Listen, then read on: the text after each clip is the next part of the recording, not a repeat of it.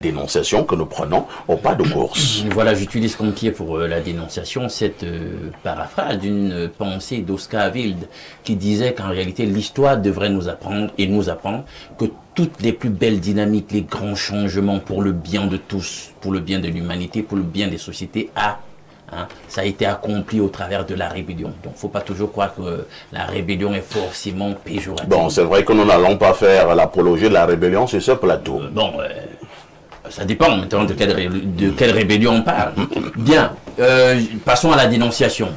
Pour ce matin, en réalité, je reviens plutôt sur un incident qui a eu lieu. Oui. En milieu de semaine passée. Il y a eu, comme on en a l'habitude, une espèce de sortie des forces de sécurité, des forces de police, dans un lieu dit Gazolan. C'est pas loin. C'est du côté des Kounou. Voilà, près des Kounou. Et là-bas, il y a eu, bon, je ne sais pas s'il faut l'appeler rave, mais on a l'habitude de ce genre de sortie où quand il y a une menace d'ordre sécuritaire, des forces de sécurité se déploient pour faire des checkings, etc. Bien, on prend tout le monde. Apparemment, on prenait même ceux qui pouvaient être identifiés, avec le CNI, carte nationale d'identité, sur eux. Alors, c'était quand même très tôt, aux premières heures de la matinée. Vous imaginez que certains sortent, etc., pour aller au travail. Donc, comme ça, on interpelle des gens qui vont au travail. Bien que vous ayez votre carte nationale d'identité, on veut vous embarquer. Ça pose problème, là. Et le travail, là, les engagements qu'on a, on a une carte, pourquoi on nous prend? Donc, il y a déjà ce questionnement. Puis, il s'est trouvé que, parce que ça fait le tour des réseaux, il y a une dame qui sortait justement avec sa CNI et elle allait accompagner les enfants à l'école, les tout petits. Et elle aussi, elle s'est fait prendre. Et là, on n'a pas tenu compte du fait qu'elle avait sa CNI. On a voulu l'embarquer aussi. Bien, ça a créé quand même une situation assez particulière. Une mère vous l'embarquer. Est-ce que, je ne sais pas si on peut avoir, avec le soutien de la réalisation, une vidéo qui a fait le tour des réseaux à ce sujet, parce que justement, il y a quelqu'une qui passait par là qui a pu capturer un tout petit peu en bride l'incident. Voilà. Et on parle donc d'une jeune dame qui était sur le chemin de l'école avec ses tout petits pour les accompagner. On dit qu'elle avait sa carte nationale d'identité. Bon, on voit un tout petit peu ce qui est en train de se passer là à l'image. Elle est donc séparée des petits. Bien qu'elle dise qu'elle a sa carte, et puis on va quand même l'embarquer pour le poste. On va un peu regarder ce qui s'est passé.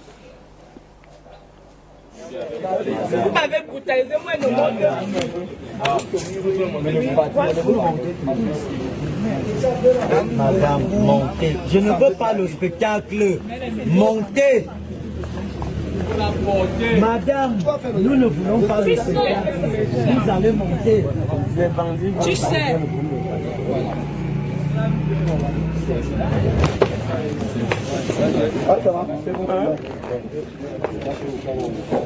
Non, tu rentres comment? Pas comme ça. Tu rentres comment? Que tu pars au travail, pas que tu rentres. C'est dans ta famille que tu as la carte, tu commences à faire le spectacle. Regarde comment les gens qui ont leur carte montent. Vous avez été rappelé. C'est quel caractère ça? Montez maintenant. Montez. Tu as vu tes enfants ici. Quand tu vas vouloir monter, tu vas tout ce que vous faites. Parce que quand on va chercher le patron, tu as vu comment porter le patron. On va te mettre oui, femme, tu as fait ça devant moi. Mais pas parce que tu portes la tête. Tu es une femme comme moi. Ce que vous faites. Tu es une femme comme moi. Je t'ai dit que tu es une femme. Et la déontologie policière. Est-ce que j'ai Donc, en dénonciation, nous voulons nous poser la question de savoir est-ce qu'il ne faut pas quand même un tout petit peu, même quand on fait ce genre de sorties qui ont leur importance, leur rôle, essayer un tout petit peu d'être flexible, d'humaniser même ce genre d'opération un tout petit peu. Parfois, il faut s'ouvrir, être un peu compréhensif. Très bien. Voilà. Merci, Alain. Donc, on passe d'abord la parole au coach, Casimir Mangué. On va nous dire, les juristes intervenant tout à l'heure, tout en martelant, qu'il faut basculer au numéro 691. Le 677 est encore défaillant ce matin. Donc, allons au 691 13 18 52.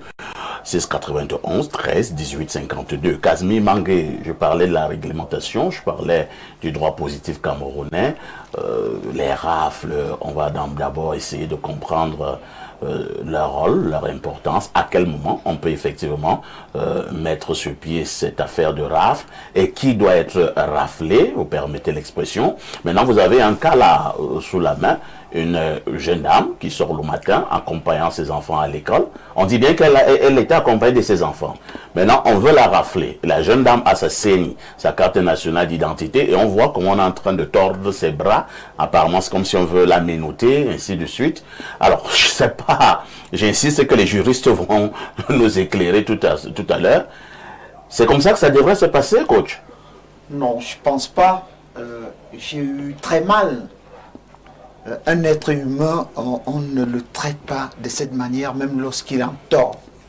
Je crois qu'il y a des approches pédagogiques qui devraient animer l'esprit de ceux qui sont appelés à sécuriser les populations. J'ai eu comme l'impression que cela avait envie de salir l'image du Cameroun. Parce que cette image à l'extérieur, me semble-t-il, donne l'impression qu'au Cameroun, le bon sens a foutu le camp. Je ne suis pas d'avis que on manque un peu, qu'on ne prenne pas du recul quand on veut poser un certain nombre d'actes. Et j'ai la conviction que le délégué général de la Sûreté nationale ne laissera pas cette image passer comme ça. Ces jeunes compatriotes dont la responsabilité est de sécuriser les populations seront interpellés par le délégué général de la Sûreté nationale. Et si je m'en tiens aux déclarations d'Alain et de la caméra, vous ne pouvez pas embarquer une dame qui a des enfants à sa responsabilité. À un moment, je ne voulais pas croire parce qu'il me fallait quand même voir ce qui a été réservé à ces enfants. La vidéo. Je n'ai pas vu l'image de ce qui a été réservé à ces enfants qui étaient accompagnés par la dame. Parce qu'à l'un, il fallait cette image. Que sont devenus les enfants qui étaient accompagnés? Donc pour moi, c'est une image triste. Le Cameroun ne mérite pas ça. Très bien. Le Cameroun ne mérite pas ça selon Casimir Mangué. Parfait Onguéné, nous avons donc les éléments de la police visiblement qui sont en train de torturer une jeune dame. Et la jeune dame a bel et bien sa CENI. Elle est accompagnée de ses enfants apparemment. Elle les amène à l'école. Alors, il y a une interrogation.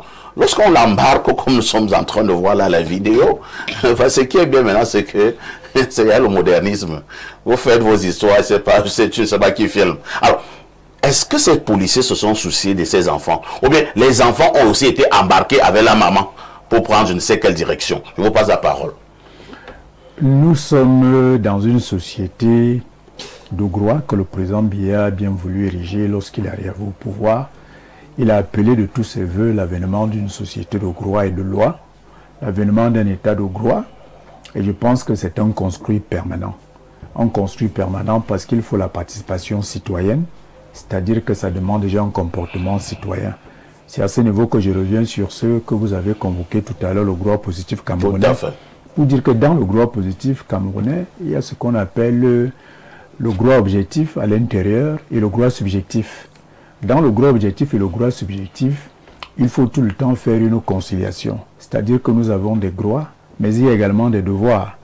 Et c'est là où commence effectivement le comportement citoyen. Lorsque vous êtes interpellé par les forces de l'ordre et de sécurité, peu importe qui vous êtes, où vous vous trouvez, il faut d'abord obéir. C'est-à-dire que de façon sans résister. Parce que les forces de l'ordre et de sécurité gèrent en réalité ce qu'on appelle la sécurité globale. Donc, si le matin... Parfait, on va bien comprendre. Hein? Oui. On va bien comprendre avec les téléspectateurs.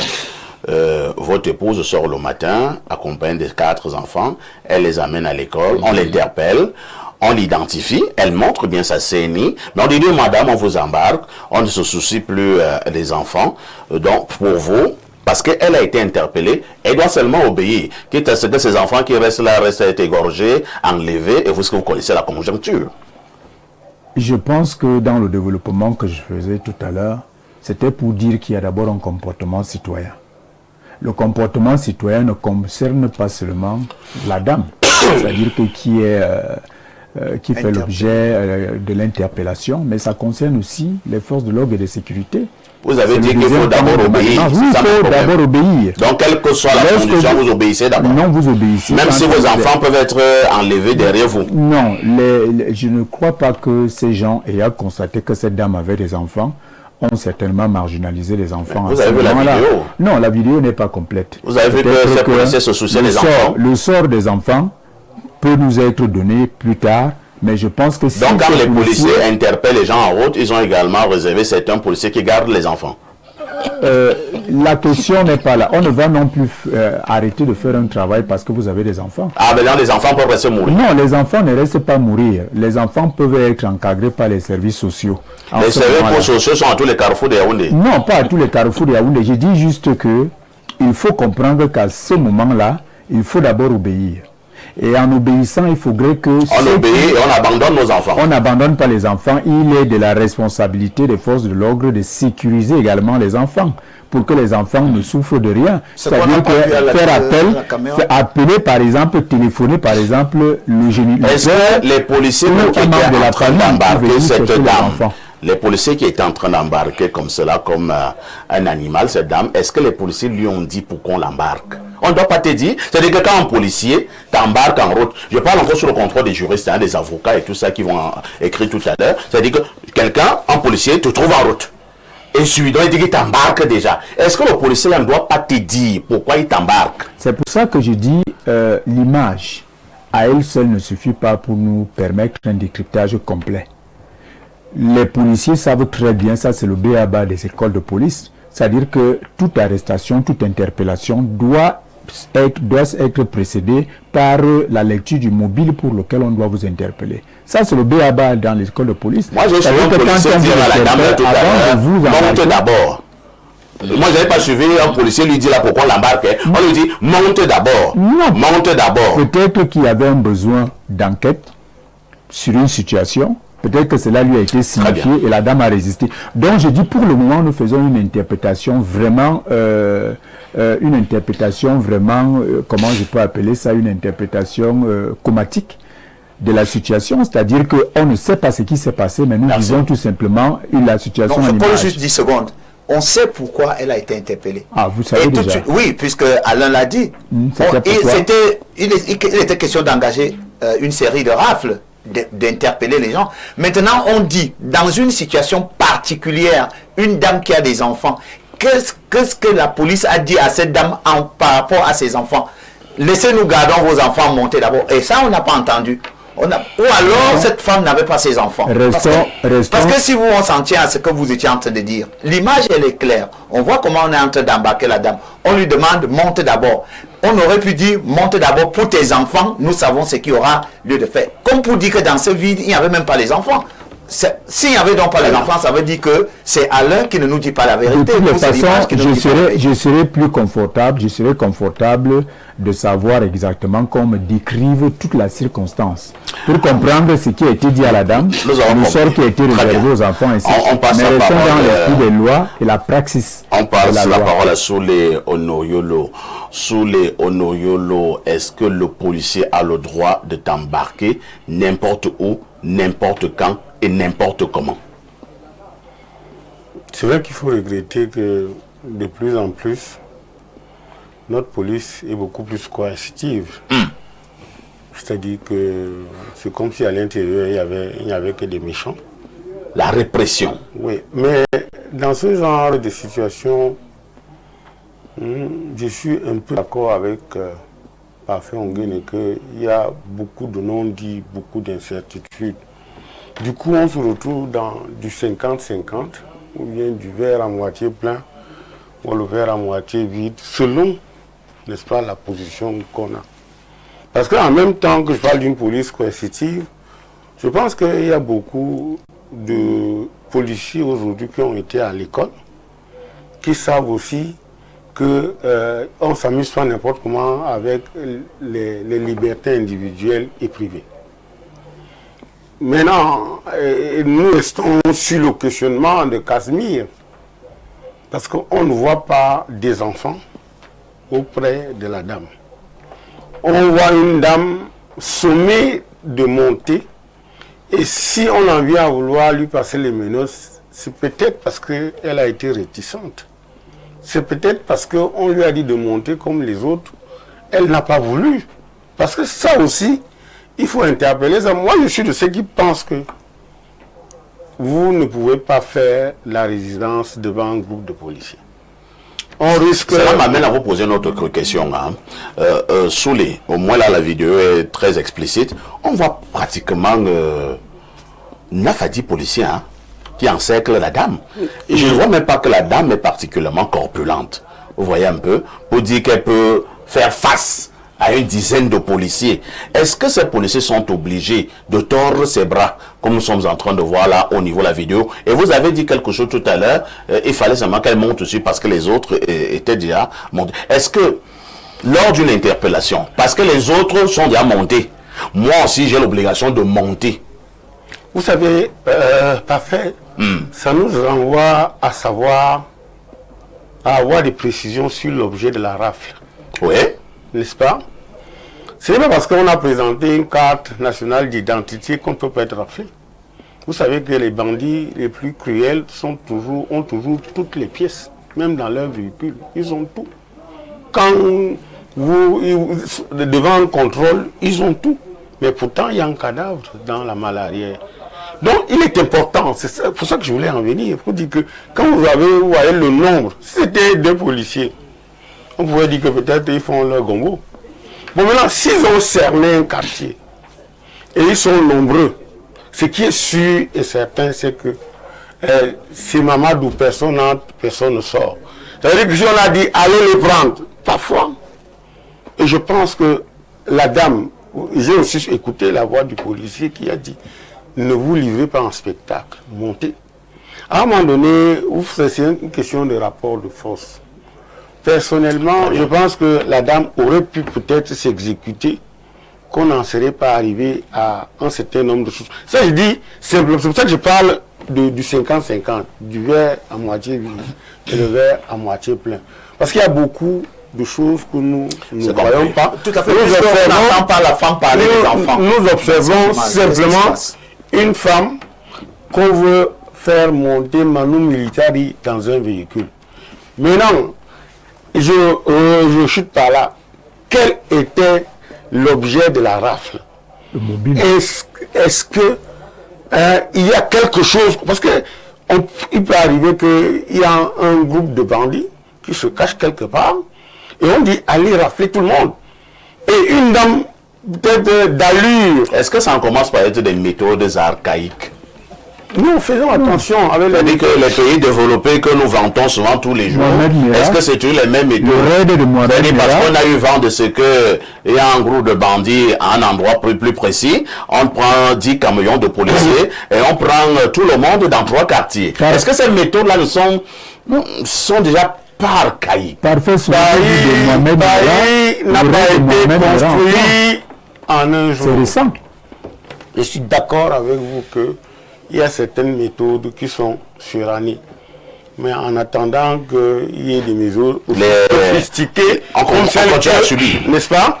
On continue malheureusement. Merci. Hein. Monsieur Bidima Lucien, je continue à poser ma fameuse question. Lorsqu'un policier vous interpelle en route et dit de monter dans la voiture, est-ce que vous avez l'obligation de monter ou alors le policier ne doit pas vous dire pourquoi il veut vous embarquer alors que vous avez votre CNI? D'abord, je vais commencer par dire que ça s'est passé, vous avez dit à Ekounou. Parce que j'ai entendu parler de Gazolan. C'est le territoire de Central 4. Madame le commissaire Mindjom Christine, qui est une femme formidable, qui fait un travail incroyable, que ce soit au niveau de la sécurité, au niveau même de la pédagogie, parce que j'ai assisté à cela. Et qu'il faut dire aussi que le ministre Mbargangele a, quand il arrive à la police, il a décidé même de changer les mentalités, parce que vous ne voyez plus les gens peut-être vous interpeller pour quoi que ce soit. Il faut d'abord revenir là-dessus, revenir au niveau de la moralité, de savoir que lorsqu'on décide de faire des raflés, c'est qu'il y a toujours un objectif.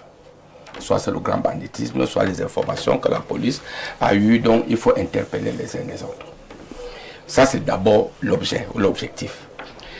Mais ce qui n'est pas acceptable, parce que vous vous souvenez aux États-Unis, à cause des méthodes pareilles, qu'on est venu embarquer un noir d'une manière incroyable. À un moment donné, même il y a eu des meurtres. Oui, il y a eu, vous avez vu des incendies, c'est-à-dire les gens se sont rebellés. J'ai dit, la première puissance américaine. Moi, je ne pourrais plus, en 2026, faire comme si les actes que nous posons sur le plan individuel, sans aller dans la pédagogie, sans aller dans l'éthique, sans aller dans la connaissance des pratiques, on doit forcément les appuyer, peut-être parce que c'est fait, parce que c'est peut-être quelques membres, les membres de mon parti, d'une manière ou d'une autre, qui le font. Je dis, ce que les policiers doivent faire, c'est d'abord la pédagogie. Moi, Lucien Bitima, quel que soit le problème, d'ailleurs, c'est permis au Cameroun. Si vous venez m'interpeller, je peux faire appel à mon avocat. Tout à fait. Ça dit, le président Biya a tellement modernisé. Nous avons ratifié les accords internationaux sur les droits de l'homme. Vous ne pouvez pas, ceux qui ne veulent pas le dire, si d'aventure donc, d'abord je vous dis que ce n'était pas que le problème de la femme là, tel que vient de voir les images, le rafle était global, mais ce qui me fait très mal, c'est que là-dedans il y avait une jeune dame. Tout à fait. Qui aurait des enfants. Parce que si ce n'était que la femme, elle a résisté. D'abord, le point de résister n'est pas déjà sérieux. Si moi, Bitima, on m'interpelle, je ne résiste pas. Mais si vous voulez m'embarquer, avec tout ce qui se passe dans cette république, voilà. Ça peut je demande à mon avocat d'être présent avant que vous m'embarquiez. Non, c'est pas possible. Non, comment c'est pas possible? Non, monsieur Bidima. Non, cette démission vous ne pouvez pas résister à l'embarquement. Vous pouvez résister. Vous pouvez la présence de votre avocat. Quand vous êtes amené au poste de police, et vous dites que vous ne parlerez qu'en présence de votre... Non, il faut pas raconter les histoires. Écoutez, quand la rafle est autorisée, on vient, on dit, on prend tout le monde. Maintenant, on prend tout le monde, quand on est au poste de police, laissez-moi garder. Je ne parlerai qu'en présence de mon avocat. Laissez-moi garder la parole. Et puis, monsieur Soulé, et ça, je vous respecte beaucoup. Non, ne racontez pas n'importe quoi, cette émission est sérieuse. Si une rafle est prescrite et que les policiers sont là, vous ne pouvez pas dire que je n'embarque en présence de mon avocat. Non, la rafle est exécutée au niveau du poste de police, ou alors la loi vous amène, vous dites que je parlerai en présence de mon avocat. On va suivre. C'est à ce moment que vous êtes autorisé à parler à votre avocat. De chuter. Ensuite, monsieur. Non, je ne. Vous savez, vous n'allez pas venir faire votre petit spectacle ici et croire que les gens ne peuvent pas avoir du répondant. Et je redis, quand on me rafle, j'ai le droit, Parfait Haïti, de demander aux policiers que je veux appeler tel. Je vais appeler Parfait Haïti, je vais appeler mon avocat, je vais appeler pourquoi là où on m'amène. C'est clair. J'ai ce droit-là, on ne peut pas me l'empêcher. D'ailleurs, regardez, quand parfois les rafles, moi j'ai déjà suivi les rafles. Vous croyez vraiment que si c'était Bidima, me présentant avec ma carte d'identité, on allait m'embarquer de cette manière-là? Non. Pourquoi pas? Non. On ne peut pas. Vous êtes qui? Non, pas que parce que je suis qui. Parce que là-dedans, le droit de lui comprendre. Parce que là-dedans, vous croyez que c'est vous, écoutez, si vous croyez que si c'est vous, on ne peut pas vous. Bon, alors, c'est la vous êtes vous racontez n'importe quoi. Est-ce que vous croyez que vous êtes qui pour qu'on ne vous prenne pas? Est-ce que vous croyez que si c'était Parfait ici, vous pouvez faire venir vos embarquer les gens sans leur dire là où vous les amenez? Mais au moins qu'ils aient des gens qui sachent comment vous on va vous permettre d'assister. C'est mon droit de parole. Si c'était Parfait Haïti, que la police allait voir monsieur Parfait Haïti, vous croyez qu'en présentant la carte d'identité, que je m'appelle Parfait Haïti, journaliste, on allait l'embarquer de cette manière? Non, il faut aller, il faut défendre les intérêts ou les droits des plus faibles.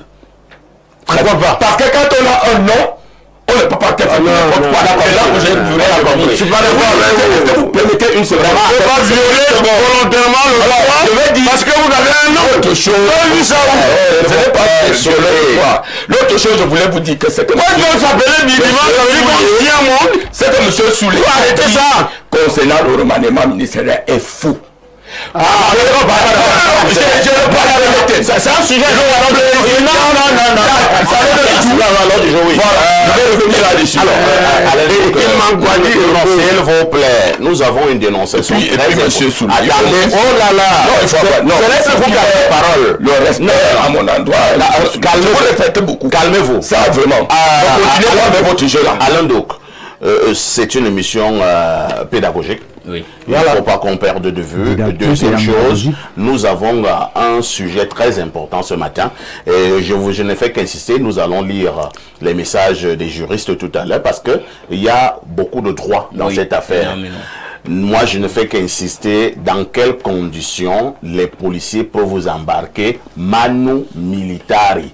C'est l'un des problèmes fondamentaux de cette dénonciation. Est-ce que c'est parce que vous êtes policier, vous avez un pick-up de la police, vous trouvez parfois ici qui sort le matin, qui accompagne ses enfants, vous l'interpellez, il se présente, il a sa CNI, mais vous lui dites, montez dans le pick-up. Si parfois il vous dit, je monte dans le pick-up, pourquoi vous dites, montez d'abord? Donc voilà, le problème de droit que nous avons sur cette table ce matin. Allons-y, Alain Douk.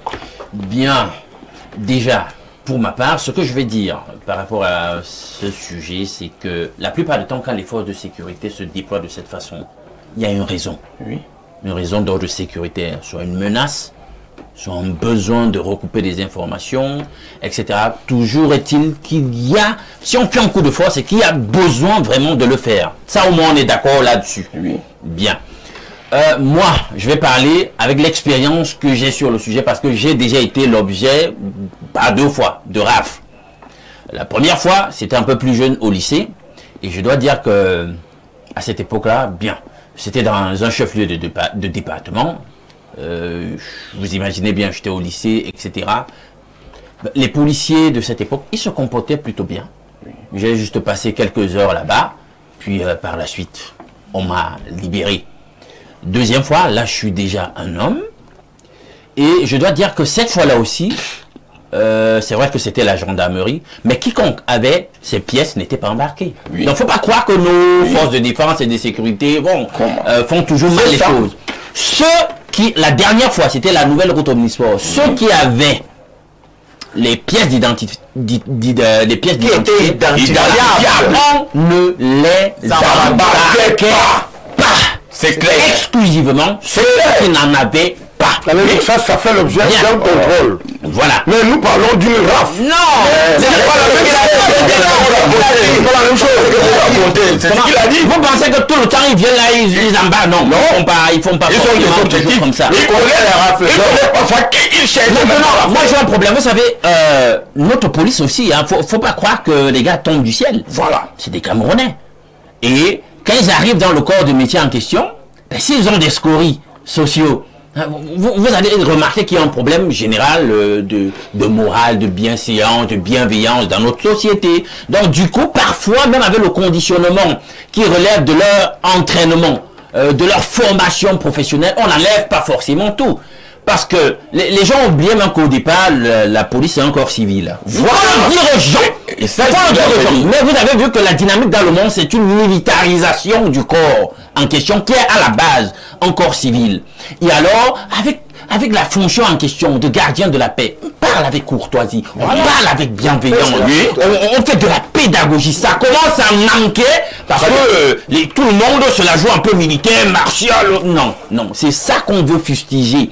Parfois, il y a des publics qui passent le plus aisément possible parce qu'on a su parler avec tact aux gens, parce qu'on a su faire montre de persuasion, parce qu'on leur a démontré du respect, de la défiance. N'oubliez jamais, force de sécurité, qu'avant que vous êtes au service, maintenant là, dès qu'on prend la tenue, c'est le chef. Justement, il y a un danger lorsqu'on donne la force publique à des gens qui ne sont pas préparés à exercer la force publique ou qui sont des brutes. Ça, c'est un danger. Il faut que vous sachiez que vous êtes au service du peuple. Lisons rapidement quelques messages, une pluie de messages ce matin, comme d'habitude. Bonjour Perfecto, concernant la dénonciation de ce matin, dire s'il vous plaît à monsieur Onguéné de répondre à votre question, de savoir si c'était sa femme à la place de la jeune dame. L'aurait-il accepté? Mince, un juriste qui n'arrive pas à répondre à une question si simple. Par moment, laissons de côté le gros français et soyons simples et directs.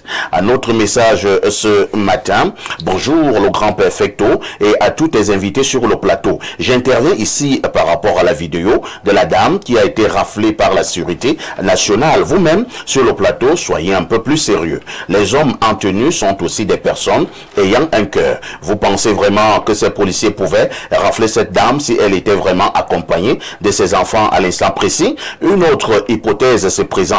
Peut-être qu'elle était déjà allée laisser les enfants à l'école et était déjà en train de rentrer. Mais dit qu'elle a été raflée en étant accompagnée de ses enfants, c'est très faux. Et que M. Alain prenne souvent des informations auprès de sources fiables avant de venir dénoncer ce genre de choses. Seule la DGSN peut vraiment éclairer cette histoire. N'oublions pas des choses, n'oublions pas aussi l'incivisme des Camerounais. C'est un Ndomo Aïssé Pierre Junior depuis Yaoundé. Un autre message ce matin. Bonjour au sac de modérateur. Pourquoi toujours la police est dans les affaires bizarres de cette république? Sextape, corruption, meurtre, enlèvement et autres. Le nom de la police sort toujours. Et c'est... bon, je ne lis pas la suite. Un autre message ce lundi.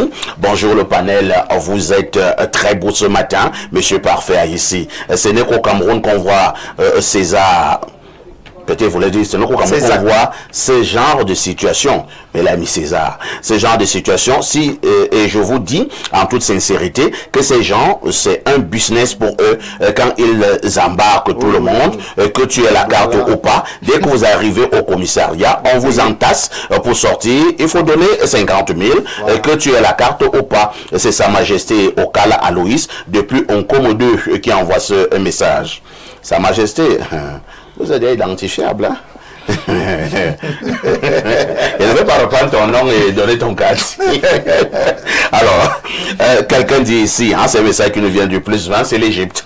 Salam au plateau, vraiment monsieur ici, votre émission est la plus suivie hors du Cameroun. Alors, je vous prie de savoir qui est invité sur votre plateau, car nous ici à l'extérieur, les autres nationalités nous craignent du fait de notre intelligence. Et quand on voit un monsieur nous dire que le devenir des enfants est accessoire, je tombe de nu. Ailleurs, les contrôles de police sont mixtes, hommes et femmes. Les hommes interpellent les hommes et les femmes interpellent les femmes. Vraiment, c'est désolant. Vraiment, monsieur Bidima, bravo à vous. La résistance de la femme est liée au devenir de ses enfants. À cet instant, sachant qu'une fois là-bas, avec ou sans cas, tu ne sors pas là-bas comme tu es entré. Il faut donner de l'argent. Décidément. Un autre message, lisons peut-être deux dernières préoccupations. Bonjour le panel, vraiment, on voit tout dans ce pays. Les policiers du commissariat de Messamondongo ont fait un contrôle un soir de novembre 2024. Mon véhicule a été interpellé. Malgré le fait que le véhicule avait tous les papiers, il a été mis en fourrière parce qu'il y avait des bouteilles de whisky dans les véhicules avec facture de ces produits. En fait, je me suis rendu compte qu'il y avait un nombre de véhicules à mettre en fourrière pour un paiement des droits de fourrière le lendemain. Un autre message ce matin. Bonjour à ici et toi d'Albert Parfait et à tout ton panel. Bonne année 2026 Perfecto. Surtout n'oublie pas que tu me dois toujours ma bonne année depuis 2023. Tu m'avais promis, mais toujours rien. On va compiler, je paierai tout. Concernant la dénonciation, vraiment c'est une triste réalité dans notre pays. Des personnes qui sont censées nous protéger. J'espère que le président a vu la vidéo puisqu'il a dédié son nouveau mandat aux jeunes et aux femmes. En tout cas, si moi j'étais à la place de la dame, je remarque seulement la femme qui portait la tenue. Je la calcule, après je la tabasse avec les mains. Bon, on ne va pas encourager aussi ces méthodes. Non, je parle déclaré qu'elle n'a pas encore connu ce bonheur d'être mère, d'où son insensibilité envers les enfants qui allaient à l'école. Parfait Ongene, tu n'auras aucun poste ni coq. C'est Léonatine de Gawa.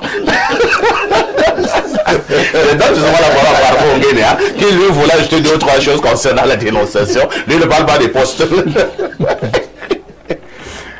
En tout cas, Parfait, il faut relever que pour ne pas faire une sortie de piste sur la problématique et la dénonciation, c'est-à-dire qu'on nous a parlé des rafles. Oui. Je constate tout simplement qu'il faut recadrer le sujet pour lever l'équivoque, éviter les quiproquos. C'est que le rafle signifie arrestation massive opérée à l'improviste par la police.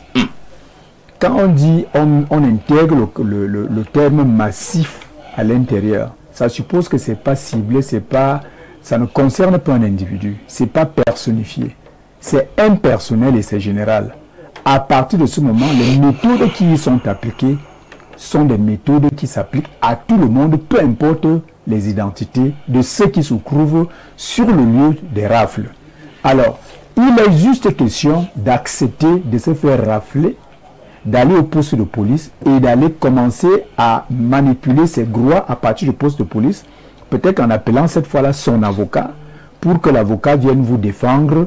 Après, peut-être qu'il y ait eu... Parfait, nous avons un souci. Parfait, je te relance. J'ai parlé tout à l'heure de conjoncture. Attendez, j'ai parlé tout à l'heure de contexte. Nous sommes là au Cameroun et nous avons pas mal d'histoires. Hein. Je ne vais pas les énumérer ici ce matin, où des gens en tenue ont pris des gens, prétestant également que c'était un contrôle, c'était des rafles, c'était ceci. Etc. Et des gens ont disparu. Voilà, on s'est rendu compte que ce n'étaient pas des vrais hommes en tenue. Donc, maintenant, si quelqu'un a la tenue, la police ou la gendarmerie, allez, monte. Attends, est-ce que tu es sûr que c'est un vrai policier? C'est un vrai gendarme? Alors, ce qui se passe et ce qui devrait se faire, qu'on enseigne à l'école de police, c'est-à-dire que des éléments élémentaires. Très bien. C'est qu'avant une opération de police, vous présentez d'abord votre ordre de mission.